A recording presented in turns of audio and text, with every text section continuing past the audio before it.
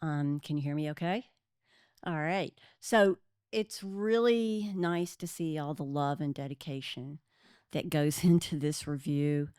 And I think it's really important to create beautiful things that can bring us joy and can bring us together, especially today in our society that's quite polarized.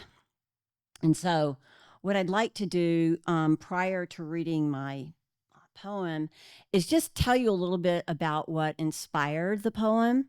And so, I'm a scientist and I study the human immune system.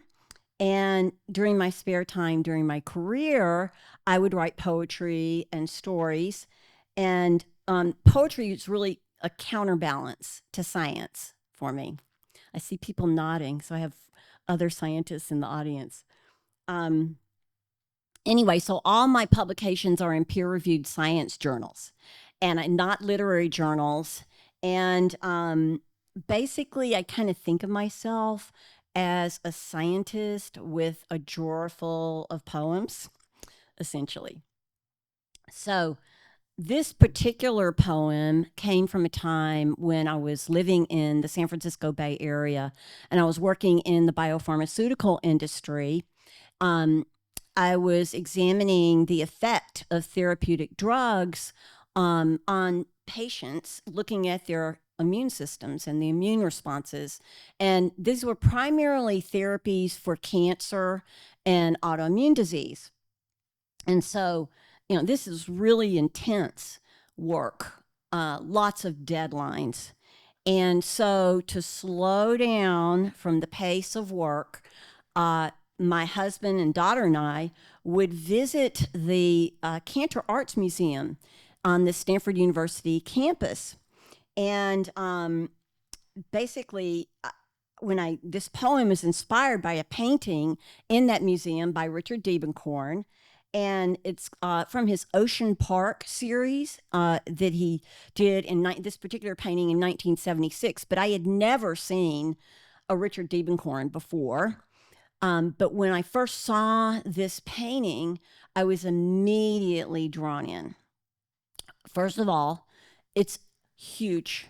It's 7 feet by 8 feet, so it takes up a lot of the wall space. And secondly, it's abstract. And so I knew that it was going to take me time to take it in. And so each time I'd visit the museum, I would basically stand in front of this painting and take in its immensity. And after several visits, my husband and daughter knew that they might as well just wander around the museum because mom was going to be standing in front of the Diebenkorn. And my daughter, who was a preteen at the time, she kind of mutter under her breath, "Mom needs her Diebenkorn fix." And she was right because I was riveted by this painting. And it was almost like going to the pool and you want to do your laps. So I wanted to do my laps in front of this painting. And so after many afternoons of seeing the Richard Diebenkorn painting, I realized that when viewing the painting, I was experiencing someone else's vision. And this poem is a tribute to Richard Diebenkorn for the enormity of that experience. And so I know that sometimes it's nice to follow along the poems, as Sarah's mentioned. I've read this poem to my husband, and he said, "Tell them that the best way to follow the poem is to close their eyes," because I don't have the painting here. Maybe afterwards you can look at the painting. So just something that you might consider. Close your eyes. Okay. So why I like Richard Diebenkorn, Ocean Park, number 94. I approach Ocean Park at the Cantor Art Center as you calmly step out of the painting. This is impossible, I think, as I circle the room. Looking back over my shoulder, I shift from left to right as if reading a book. Then you walk over and invite me to step into your canvas. Together, we choose a place in the upper left corner where a patch of blue drifts like an ocean breeze. We enter a space between colors. I sense myself awakening in a pool of reflection, thought upon thought that lengthens to further thought, a world without edges.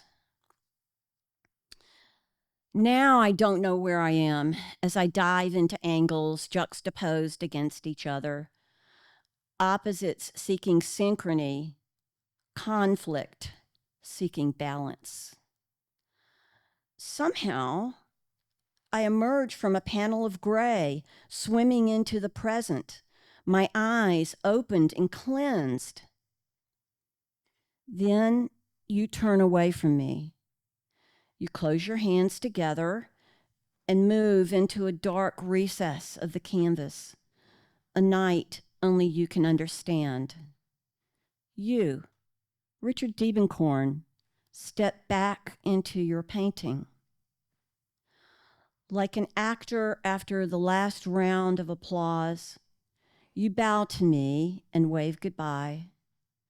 I see you disappear behind a trace of blue, to wait for when another in your audience will find you walking around the museum, shaking hands with visitors.